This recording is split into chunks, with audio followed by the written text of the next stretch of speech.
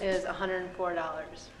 The first day I got to English class in 9th grade, I was in the IB program. I went to high school just like he did. I'd been tracked there through middle school. It was just expected that I would go into the IB program. The first day, we were told it would be $52 a semester for our books. So I go home, I ask my mom for a check for $52. She's like, we don't have $52. What? And I went to my teacher and he's like, well, we don't have fun, we can't give you your books for free, and you're gonna need books you can write in. So I'd been working for a while, and all of a sudden my money started to go towards my books and things like that. And then all of a sudden I was making $1,000 a month, and we were way behind on our bills, so I started helping out with our bills. And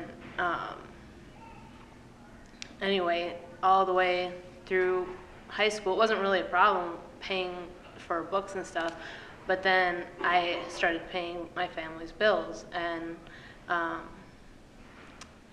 when I started to apply for college and I needed FAFSA, I was in a great position. My family didn't make much money. I could get a lot of help, and my parents refused to give me their information.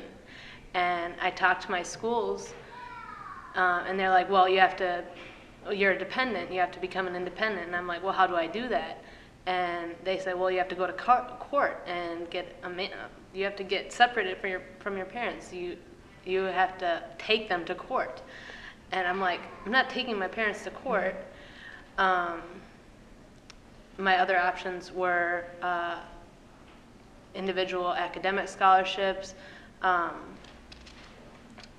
was pretty much depending on the National Merit Scholarship, and I didn't get it. Then I got a hockey scholarship to a school in New York, and basically I was kicked out of the house. My parents were like, well, you're not going to help pay our bills, you're going to leave, you can't live here. And these were both my parents, and they lived separately.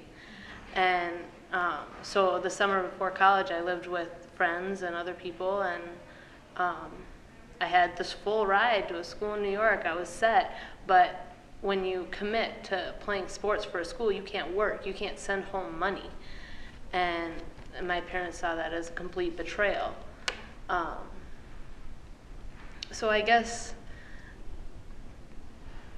one of the things that I'd like to make available to people is private scholarships. Like the office, people in high school should be aware that parents might not be willing to help out their kids because they depend on them financially.